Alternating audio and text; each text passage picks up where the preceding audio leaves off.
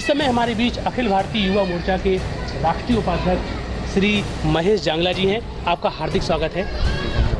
आज जो स्थिति जोधपुर में देखी जा रही है, संतों के प्रकरण में आप देख सकते हैं संत आसाराम जी बापू की छवि को जिस तरीके से धूमिल किया जा रहा है, आपको क्या लग रहा है? देखिए, मेरा मानना है कि सिर्फ जोधपुर में नहीं, भारतवर्ष में संतों के साथ अत्याचार हो रहा है। स्वामी विवेकानंद से लेकर के कि ये लगते जा रहे हैं, कभी किसके ऊपर साध्वी प्रज्ञा के ऊपर भी इस मुद्दे पे आ रहा हूँ मैं। साध्वी प्रज्ञा जी को क्लीन चिट मिली है उसके बावजूद, और हमारे लिए ये मरने की बात है चुल्लू भर पानी में कि हम जिस सरकार, जैसे बीजेपी का, पहले तो हम कहते थे कांग्रेस सरकार हमेशा हिंदू विरोधी रही है और वो रहेगी, ठीक है। ये इसको क्लीन चिट मिल चुकी है और सभी कहते हैं। हम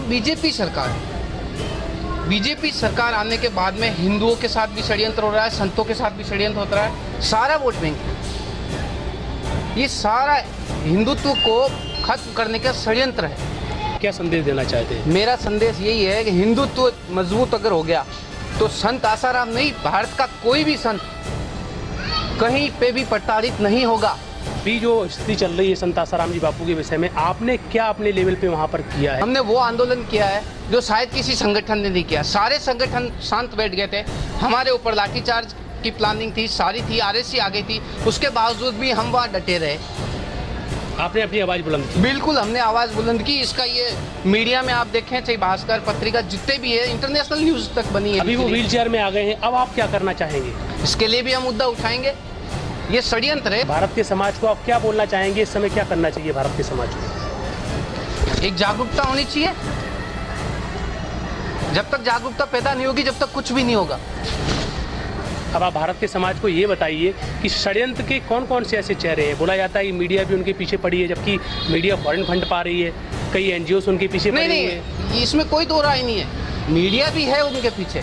मैं सारी मीडिया को टारगेट नहीं करता भाई। लोकतंत्र के 4 स्तंभ है, उसके अंदर एक स्तंभ मीडिया को माना जाता है। अगर डगमगा जाए तो पूरा लोकतंत्र गिर जाए। पूरा स्पष्ट है कि मीडिया को फॉरेन फंड आ रहा है, बिल्कुल कई चैनलों को फॉरेन फंड आ रहा है। अब वो फंड का, अब आप एक सीधा सा सवाल देख लीजिए। सुब्रमण्यम स्वामी जी एक ब्रह्मास्त्र है, आप भी जानते हैं। वो भी आ गए, वो सब कुछ उन्होंने भी कर दिया। उन्होंने पूरा क्लीन कर दिया कि संत आसाराम जी को किसने फंसाया। अब उन्होंने ये भी कह दिया 3 साल से ज्यादा इस केस के अंदर सजा नहीं होती है। तो फिर क्या मांगते हैं भाई? ये आदिवासी क्षेत्रों में धर्मांतरण हो रहा था, सुब्रमण्यम स्वामी ने ही बोला है कि ये सब देखा नहीं गया क्रिश्चियनों को, उन्होंने टारगेट बनाया और 50 साल से उनकी सेवाओं को साइड में रखकर आज उनके ऊपर एक मोहरा बनाया गया है कि भाई वो एक कानून के दायरे में रह के उनको सजाएं दी जा रही है।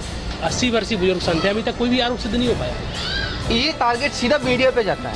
जो मीडिया सच नहीं दिखाती उसका बहिष्कार करे। जी साहब, मेरे पे